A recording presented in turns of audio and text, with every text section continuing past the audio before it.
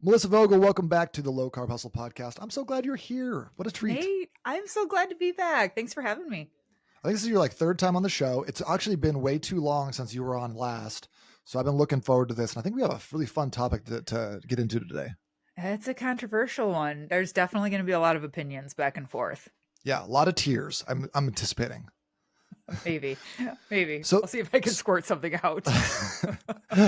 I'm empty. I've been crying a lot recently, so I'm out. I'm fresh out. Oh yeah. No tears for me.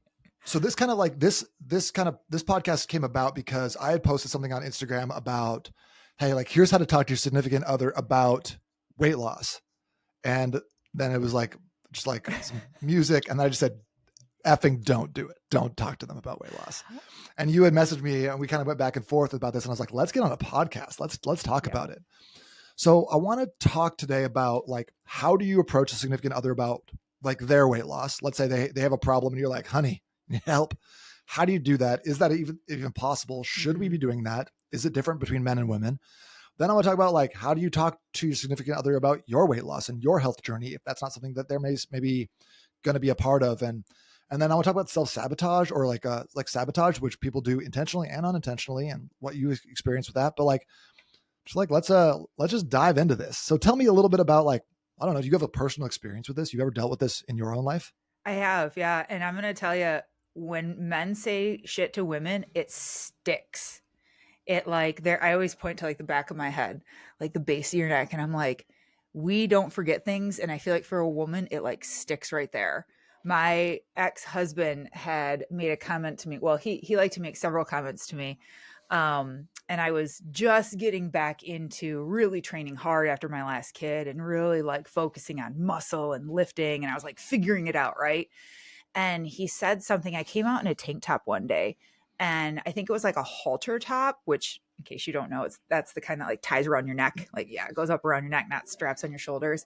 And he was like, you cannot wear that. I'm like, why? And he's like, oh, that's what every guy wants is a woman with a big back. And he's like, look how broad that makes you. Now, he wasn't calling me fat or overweight, but it was still a comment in that realm of my body and my physique. That stopped me from working on pull-ups. I'm not kidding you, for 2 or 3 years and growing my back. Whoa. Yeah. It stuck right there. That's so interesting. A comment literally about some actual muscular development that you're having in a negative way. That's so interesting. Yep. And I'm sure that sucks. I'm sorry. His opinion of what he wants in a woman, and he's remarried now. She's the exact opposite of me. So I'm like, oh, you got it right. Great. Yeah. But small back. Perfect. Doesn't lift. You got this. She doesn't intimidate you. Maybe I intimidated him, maybe that's part of it. I think you're probably there's definitely something there. Mm-hmm. I think men who talk about women's muscles are intimidated by women. I think so too. She looks like a man. I'm like, bro, You don't bench press 135. Why don't you keep your mouth shut? Right. But that little thing, it really impacted me. It impacted how I viewed myself. It impacted the different exercises that I did. I never went too wide on my grips, or I never went too heavy. And it was a muscle group that I kind of skipped. And I know this has to do with muscle and training and not overweight and stuff, but it still was a comment that came from someone that was supposed to love me more than anyone. And I didn't accept it very well. I didn't hear it. Plus, it was kind of a dick thing to say. But I think going into this topic, men have to be very careful of how they approach it. And I have seen it in many different ways. I've had guys, I don't know if I ever told you this story before. I've had husbands find my number. One guy went through his wife's phone, found my number, and called me and was like, how dare you make my wife think that she could ever look like you one day. I'm like, oh, listen up, motherfucker. Listen, oh, here we go. I'm like, someone hold my earrings. How did that conversation go? Please tell me. Hold my bag. Where's my hair tie? Hold on here. I was like, okay, first of all, who are you? Who is your wife? And I wanted to respond out of emotion so fast. And I'm like, nope. let's take a look. Where's he coming from? Maybe he's feeling intimidated by this process. Maybe he's insecure. What's going on here? But then the other part of me, the Detroit in me, was like, how dare you call me and almost like threaten me in a way. And I didn't even give you my number. You had to like find this. And he's like, oh, yeah, I Mm. went through her phone. I know who you are. I see all your text messages. And why are you telling her things that will never happen? I'm like, who said? Who said that your wife can never look like this? And he's like, oh, you don't know her. And then she's going to be going to the gym all the time. And what, I'm supposed to stay back and just all these things. And I'm like, oh, Wow. kind of a narcissist, aren't we? I mean, that's one way to just prove it to you right off the bat. But also, Yeah, like, think about the insecurity in that. Like I think that's there's a lot of that, and I wonder, do you feel like that was more coming from him being like, she is going to be more fit than me, or she is going to be attractive to other men? Like, do you think, both. or a little bit of both? I totally think it was both by the end of the conversation. And there was no calming him down. He got on the phone and was on a mission to prove a point to me. Mm. And I think it was a little bit of both. I think he was scared. And, I'm not going to dive deep into him and like go head to head with this guy. And I just kept telling him, like, I'm so sorry that you feel that way, but I love your wife. I think she's doing amazing. I'm like, at this point, I'm pretty sure she's down already 10 pounds, and I think he didn't like that. I can only imagine what is being said to her behind closed doors. And I felt so bad for her. And just because I really focus on the environment and people around you, and Sure. how much that can hold you back on your journey. And I'm like, God, what is he saying to her every single day? Just disgusting trash, probably. I, Probably. I think a lot about, have you ever seen the Lord of the Rings movies? Are you nerdy? No, I am not nerdy in that way. Oh I'm my nerdy, gosh. but not in So that way. different. You're like Yeah, a fitness nerd. Okay. a So I'm fitness nerdy. nerd. I'm nerdy in a lot of ways. Like, Okay. just like that's my identity. By the way, for any ladies listening, get you a jacked nerd. That's what you want. That's the man you Right. want in your life. Yeah, I agree. But there's this scene in there, or there's like kind of this part of the movie where this one king has been put under this spell by this guy named Grimmin Wormtongue, and the guy is just in his ear all the time, just like whispering things to him. That's like changing how he sees the world, and like changing how he's governing his people. And so it's got this guy's kind of like behind the scenes, but he's just whispering Mm. all this negative stuff. And when I hear about husbands or people, especially like narcissists, who are just chattering and just kind of like just not bold enough to come out and say it to, like, I mean, what this guy's kind of crazy to come out and actually call you, but like Right. most of the time you're not going to get that, right? You're going to get someone just whispering in your client's ears, in their wife's ears, whatever it is. You're not good enough. How do you think this is impacting the family? Don't you think that X, Y, and Z? And I always think about that scene because it's just such a visceral, like, gross depiction of Yeah. that interaction. Yeah, that's a really good way to describe it too, of just this constant. And then women sit there, and men wonder why I'm not getting any growth. I'm not seeing gains. Why am I stuck? And that plays a major role in it. And I think, the whole conversation and topic that we're talking about today, um, I think there needs to be conversation around it. I Mhm. think there should be. Hopefully, I mean, the goal is to have a partner in a couple, right? That you can openly communicate that with each other. I went to this party a few weeks ago, and there's a bonfire outside, and I was sitting out there, and fitness always gets brought up. And they're talking about this couple, and I think they had a 2-year-old, a pretty young child, and she was getting more into fitness and working out and looking great, and they're asking me questions and stuff, and they said that they made this agreement early on in their marriage that if one of them falls off the track too far, to let the other one know. And I'm like, what a brilliant idea of like giving permission up front. Mhm. So a few years ago, when he had packed on the pounds, she's like, yeah, remember that conversation we had? You're there, honey. And things need to start changing. And he was like, yeah, she said it to me. And he's like, wow, what an eye-opening moment for me. And he's like, I buckled down, I started doing fasting and started working out more. And he's like, she was right. And that was really hard to hear from her. And I'm like, you guys did it right. That would be a beautiful way to approach it. And also, what a way to like deepen your intimacy and your communication in your relationship. Like, I always feel like I talk to a lot of guys. I'm in this group called Front Row Dads. So it's like all these guys who are family men with businesses, not businessmen with families. Mm. And so I talk to a lot of guys about these conversations with their wives, and not necessarily even around like weight or fitness, but it's like these guys being like, well, I don't know, should I tell her? And I always feel like if you have that inclination of like, I need to say something, it's going to be hard, tear your heart out, give it to her. Like say the thing, say the hard thing, because all the like the best gains in your relationship are on the other sides of hard conversations. Mm-hmm. And if you can have those with love, and if you can have them preemptively, it'll be like, hey, if this, then that, so much the better. But I think Right. that like those conversations like create like deeper relationships and more intimacy in relationships. Yeah. But it's all about how it's presented, right? It Totally. and unfortunately, I think a lot of men lack those skills. They lack that empathy, communication. I don't know. I which I think is awful. I wish men were taught more how to speak from the heart and just be honest. Mhm. Unfortunately, a lot of the time it comes out as like, hey, you really packed on the pounds. Are you sure you're going to eat that? Should you be eating that piece of cake? And for a woman, when we hear that, we're like, oh, I'm going to eat 4 pieces of cake just because you said that. And we're Mhm. thinking it. We're not going to say it out loud, but we're like, just because you said that, I'm going to eat Yeah. more now. Like it's not well received. It's not. Especially like I like that you brought that up, like eating the cake. In the moment, that's the worst time to bring this up. Hey, are you sure you should have an extra, sir? Like shut your mouth. Mm-hmm. I feel like that's one of the best like pieces of advice I can give guys in Yes. relationships. Just shut your mouth. Shush, Shut up. shush, shush. Just shut up. And then like kind of to your point, what you were talking about with like the Detroit, and you wanted to come out and like punch a dude in the mouth, but you were trying to like actually rein it back in.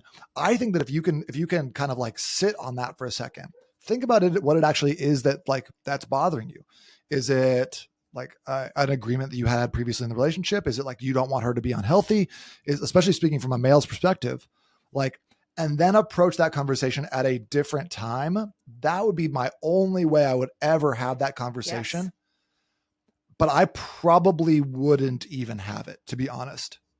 And I'm a trainer, and I've been a trainer for almost 20 years. And I still wouldn't be like, hey, you are needing to do X, Y, and Z. Mm-hmm. I wouldn't say that. She knows. She knows if she's gained weight. Like, Right. she knows if she needs to get in better shape. Like that, me piling on is not helpful in my estimation. Mm-hmm. Let me just tell you how I would approach the situation, hypothetically speaking.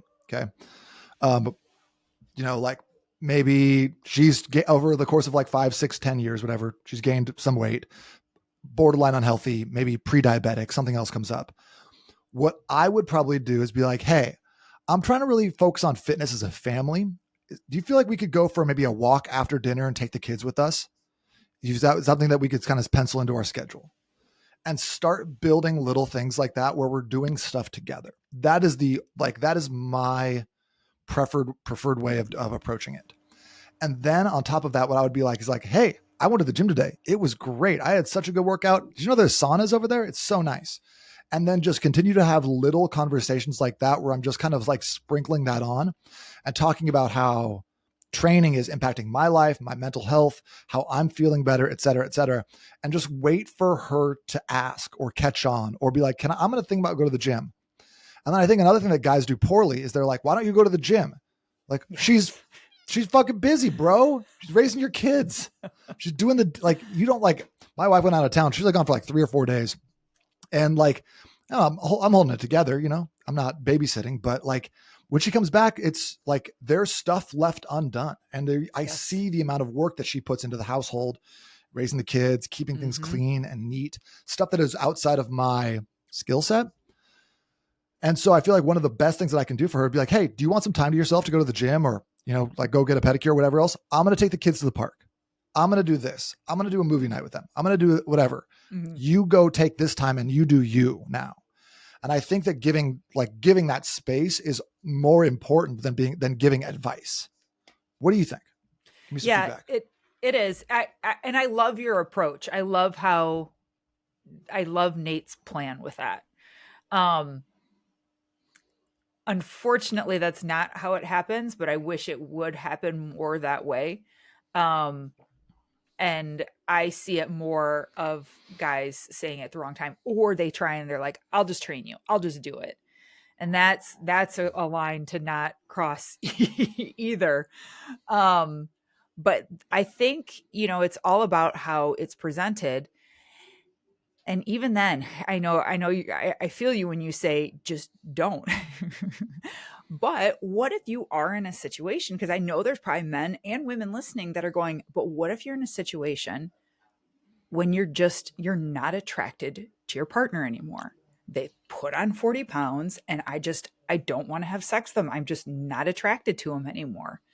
And that happens so often for women and men. I have several friends, clients that are like, no, he's not attractive to me anymore. I have my thoughts and opinions on that whole Let's go. situation. What do you do in that situation?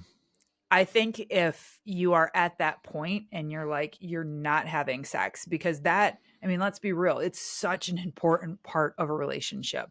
I was just telling someone the other day, I'm like, it's the one thing that keeps us from just being roommates, right? I'm like, you can have someone live with you that is great at cooking and conversation and you watch movies together and stuff. I'm like, what's the one thing that is keeping you and him from just being friends? I'm like, it's sex, it's the intimacy. And she was struggling with that. And she's like, he's put on probably 30 pounds since we met. He's not the same person. I am just not attracted to him. And I told her, I'm like, you are going to have that conversation with him. And you're going to have to deliver it with kid gloves on and in a very loving way. And men need a lot of reassurance. We don't think that they do, but in certain situations, they need to be loved. A lot of men are just broken little boys and they need Fact. that reassurance. Go ahead, Ed. I want to hear what you say. I was gonna say, like, I think especially like men, like you see a lot of guys in the gym, even guys who are like looking super ripped, who are just using that as like a way of masking up insecurities and like recovering from some part of them that Yes. broke during childhood that they never have taken the time or knew that they needed to like actually do the work on. Mm-hmm. So yeah, I Mm-hmm. think that like, especially like as a man, as like a protector and a provider, like there's a lot of ego involved in that too, right? Like Sure. I get a lot of identity out of being that for my family. I hurt my back a couple weeks ago and I wasn't able to like really be there. And I was also like going out to eat and stuff like that. I wasn't the biggest threat in any place that I was at. And I felt like Right. that was I weird for know. me. I know what I you didn't mean. like that. Like I want to be someone who is capable, who can hold my family and be like, I got you guys, no problem. And to not have that or to have that conversation where it's like, hey, you're not really holding us. You're not holding it down for us. If there was an emergency, you wouldn't be like able to really protect us. Mm-hmm. That is probably a really hard message for a lot of guys to hear. And so I think you're right. You have to deliver that with kid gloves and with a lot of love. I Yeah. also think though that like actually having that discussion, like, I mean, I'd say this from like, I don't haven't had this personal experience, but I would rather have that conversation, hear that from her face than one of my clients. He came to me because he was like, I overheard a conversation. My wife was inside, the window was open. She was talking to her friend on the Oh, phone and she said, I'm just not attracted to him anymore. And it like, he like broke his heart. And yeah. so he was like, I need to get in shape. I need to like, be that guy again. But I know he wishes she would have had that conversation face to face with him. Mm-hmm. Yeah. How do And you and have that conversation in your opinion? I think it's if you have a healthy relationship, because that's the problem, right? Is that like a lot of couples don't have that healthy relationship in the first place to have these Mm-hmm. genuine conversations. That's They don't have the a biggest thing. conversational base with a lot of Exactly. transparency. Yeah. Exactly. And unfortunately, a lot of people listening to this will be like, we don't have that base. How do we do this without that base? Mm. And there is a way you can do work. You can work together to have these conversations, but I think it needs to be a sit down of sandwiching it. I love you. I respect you, really layer on that top layer and then give the peanut butter and jelly in the middle of this is how I feel right now. And this isn't a reflection of my love for you or anything, but this is really important to me. And I want us to have a good sex life. This is important to me. I want to go back to that. and then sandwich it again with more reassurance on there, but telling them in the middle how important that is to you. And I'm telling you, I have seen it time and time again, men and women, that if you don't face this, some that leads you to other paths that aren't healthy. And I've seen a lot of affairs happen from, well, I just wasn't attracted to her anymore. Now, I think that goes a lot deeper than a woman gaining weight and then a man cheating or vice versa, but it plays a major role. Mhm. And when a woman doesn't feel good about herself, when she knows that she's put on weight and now her husband's like saying something to her, talk about killing a woman's libido. And now, dude, you're definitely not getting laid now because, we already know all this. Now you're saying stuff to us and we're fighting our hormones that make us not want to have sex at all either. And it just becomes like this vicious cycle. Men will have to pour on that love, the top layer and the bottom layer, probably even more. I don't know, with a woman. Like if someone was telling me like, hey, you've put on some weight, I would need so much on the top and the bottom to hear that. Mhm. Do you So feel like that's much. even that's an approachable conversation that men should be having with their wives, or is it more one sided where like women can kind of have that with men gently, but it's probably not even wise to do it the other direction? I think it depends on the couple.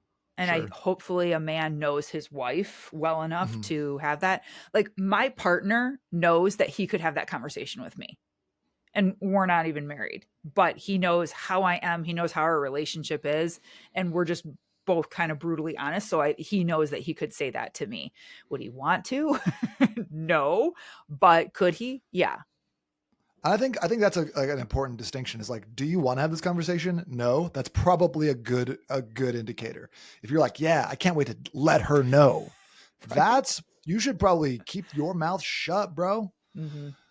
I also think that like that conversation from a man to a woman, in my opinion, should be done after doing the things that I suggested earlier, Yes. like providing opportunities for her to go out and like have a fitness routine, Mm-hmm. taking the kids, doing whatever, doing some more stuff around the house, taking stuff off of her plate, prioritizing like family activities where you're being more active, talking about your own relationship with fitness. And then Right. at that point, if it's not sticking or if there's not, be like, hey, want to talk to you about something, but again, Yeah. not during the chocolate cake, not at grandma's house, absolutely not at grandma's No. house. And that's when men feel some reason, and women, that's Just, the best time to bring just it gotta up. barf it out. Yeah. Yeah, like one of the people that I was talking to and having conversation with, she's like, he's sitting there and I'm making dinner and he just made 3 peanut butter and jelly sandwiches.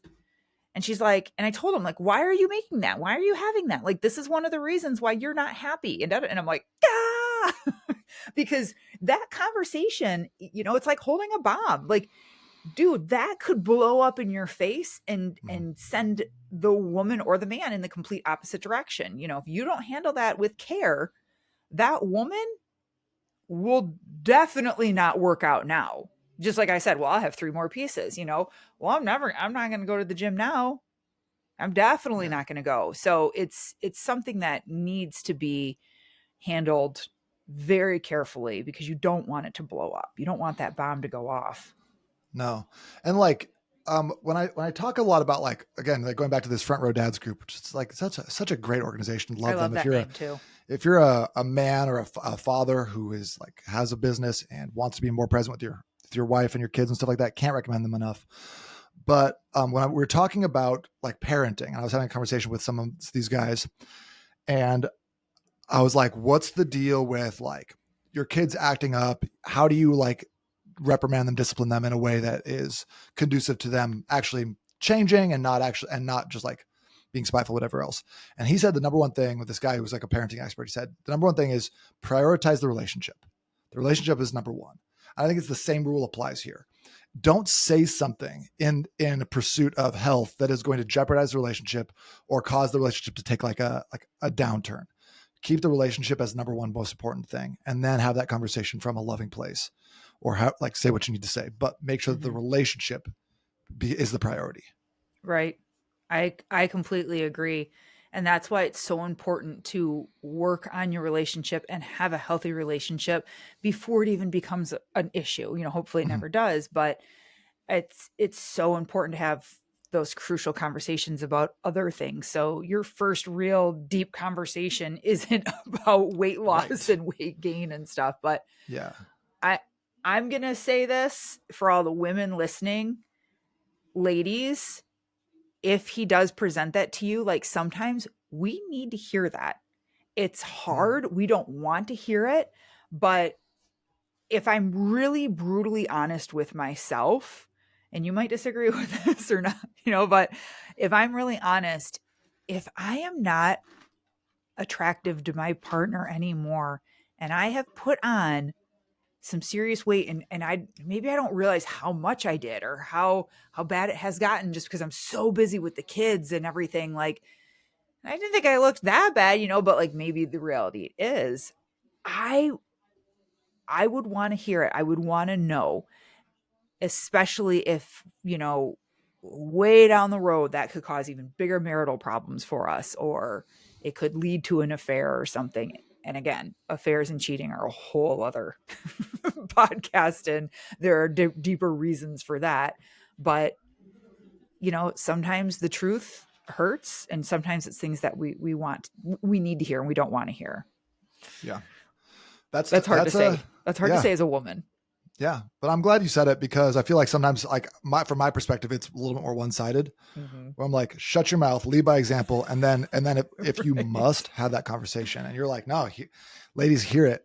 And I think that, Yeah. like, you're right. A lot of guys don't have necessarily the tools, the communication, the empathy to deliver that message in the correct way. So Mm-hmm. sometimes you're not going to get it from like this really like, okay, here's this compliment sandwich, and we're going to sit down, we're going to set aside some time, and you're going to get it a little bit more point blank, and it's up to you to decide what you want to do with that. So I feel like that's Right. that's good advice.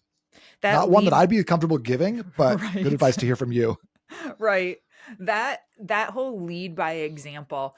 And I think so many people probably hear that and think it's such a male role, and lead the family and lead by example. But I can't believe how many conversations that I have, and I tell women that same thing. Just lead by example first.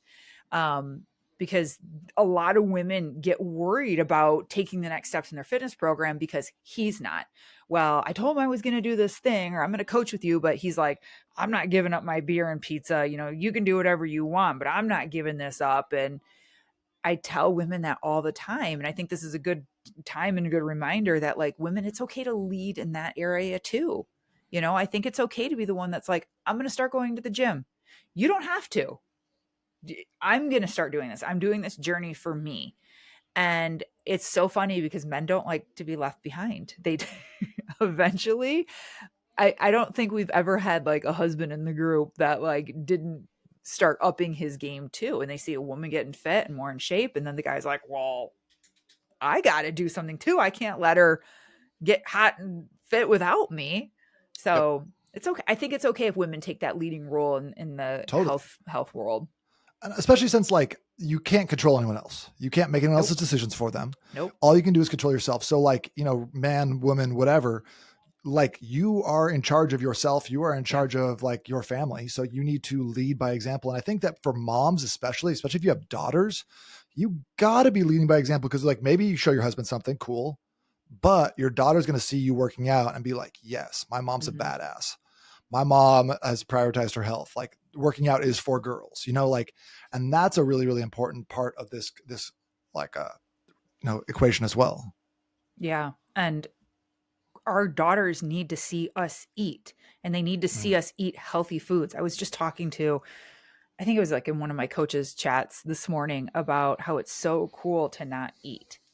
And unfortunately, a lot of women that are overweight don't eat, which sounds ridiculous, but like they won't have a good high protein breakfast, and they won't, go and have a lunch prepared and stuff. They usually binge and eat too much at night and way over consume later because they're now like starving. And then throughout the day, like, when the kids are around or they're observing, like they don't see that.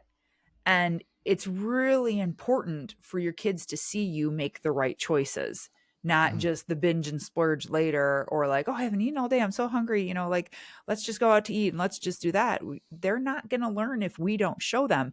And if you need a motivating like factor and something to light your fire, look at the situation you're in right now and then picture your daughter. Like, do you want your daughter in the same situation? Do you want to be in a situation where you're overweight and now you're wondering, like, God, does my husband still think I'm attractive? Am I overweight to him? Like, and all these problems. Do you want her life to be like that? I don't want my daughters to have half of the struggles that I've had to have. They will have their own struggles. They will 100% have to figure life out and have obstacles come in their way. But if I can prevent certain things from happening, I will by my example and breaking cycles. I love that. Talk to me a little bit about sabotage. I know there's obviously like there's overt sabotage where, like you see this a lot, like, oh, just have another slice, have another piece. Like, you're fine. You've been Mm-hmm. working out. There's that. There's also like the inadvertent sabotage where people are just doing it subconsciously to their partners. What have you seen with that? And like, what are ways that we can avoid doing it subconsciously to our partners if they're trying to better themselves, or B, avoid being impacted by someone sabotaging our own journey? Mm-hmm. Well, I think if your partner is sabotaging you and maybe doesn't even realize it or know it, um, I think there has been a lack of communication in there somewhere. They probably don't know how important this journey is for you right now, and that hasn't been made clear. Because I've had this situation happen before, and a woman was like, he knows I'm working out and he still brought home the box of donuts on Sunday, and he knows I can't turn this down, and he bought me two of my favorite flavors. Like, why would he do that? And I'm like, does he really know what you're working on right now?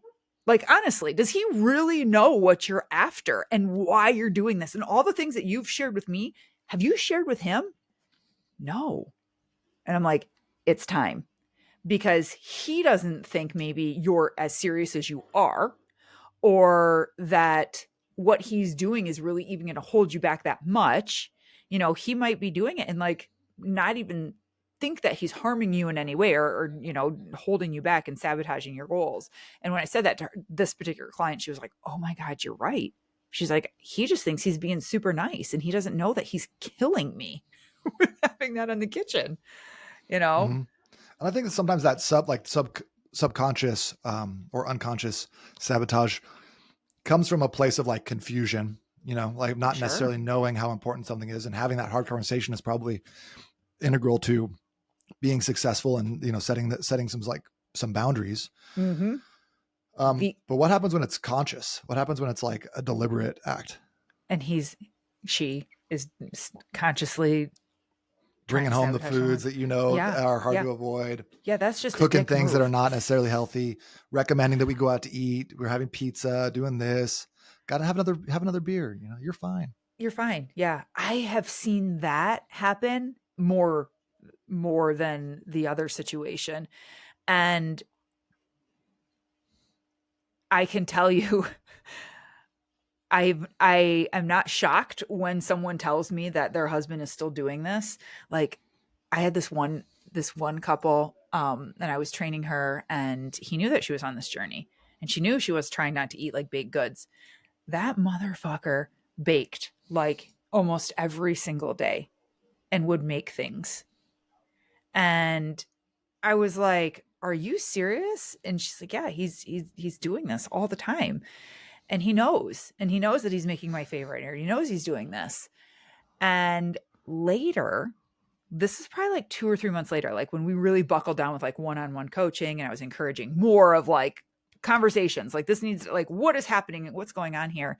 And it came out in a conversation, and he told her, and he's like, well, what if you get really in shape and I don't, and you end up leaving me? So he was Uh, literally just trying to. He could say it though. That's impressive, because I feel like a lot of guys think that, but they don't say it. Mhm. And this was a long time, like in the process of him like finally getting that out, and maybe it took him a long time to even realize that and admit that too. But I'm like, damn, insecurities right there coming out, and I had to remind her too, just like as her coach, that that's not your rock to carry and put in your bag. His Mm. insecurities aren't your issues when it comes to your fitness journey in your world. Now, in your marriage and other things happening, like, yeah, is that something you guys need to have a conversation with and talk about? And maybe he needs to talk with someone, he needs to find his own things, sure. But like, big picture, that is not your boulder to pick up and put in his backpack. Why is he insecure? What is he lacking in his life? What more does he need? Where's his testosterone levels at? Like, I have so many questions when those things happen. But it was so funny how like him sabotaging her went right back to his insecurities and trying to stop her to fulfill or please something that he was worried about and needed. Mm-hmm. Ugh. Man, it just sounds like all like the answers to most of these things are on the other side of hard conversations. Yeah, absolutely. The other thing too for women that I see more often than not, and I hate it.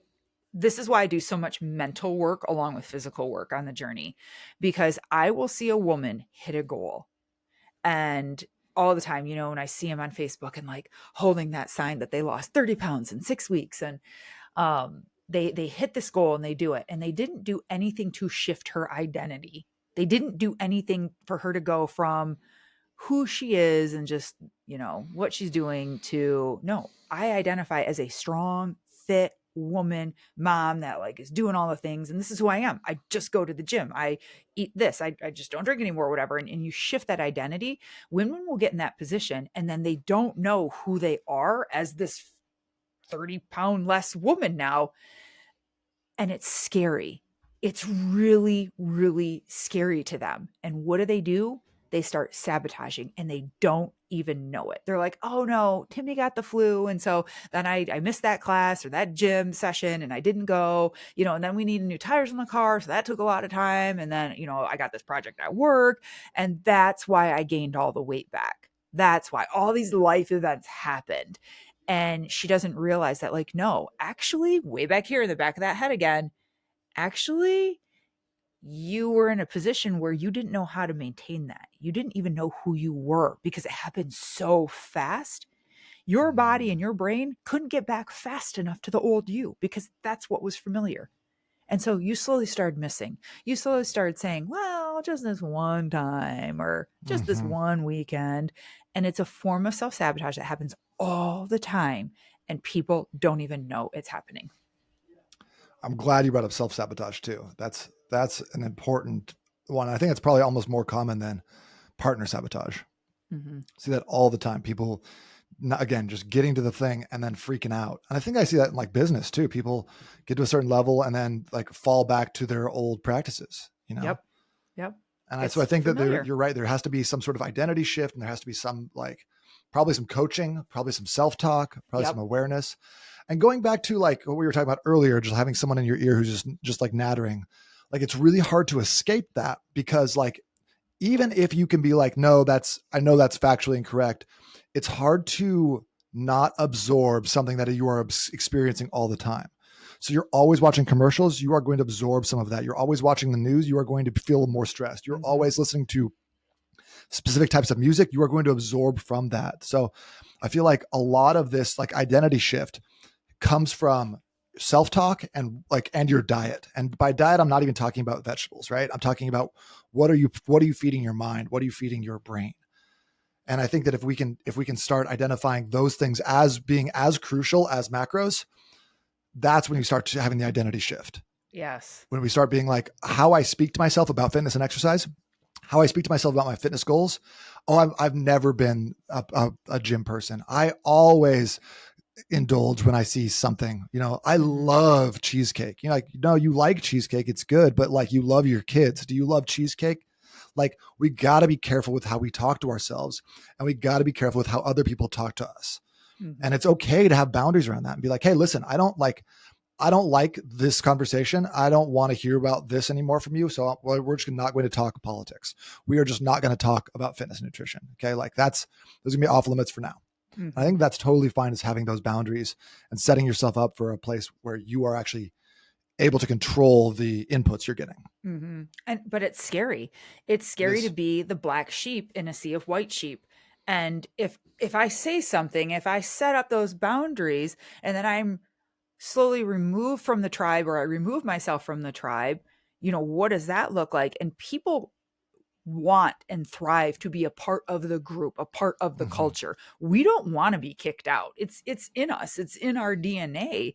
And then they hear you and I talk about these things and we're like, no, be different. Have the conversations. It's okay to change your diet, with your environment and stuff. And I think people, the more they do the work on themselves, the easier that transition will happen. And you get like this, well, I don't give a fuck attitude. I don't get, Mm-hmm. I'm okay with being on the outside. And just to bounce off what you were saying about the diet, I think your environment diet, like Mm-hmm. you're saying, what you listen to, what you take in, what you consume, that's really important. And I am a firm believer it is okay if you remove people that you are blood related to, people that you've been friends with since kindergarten, out of your environment diet.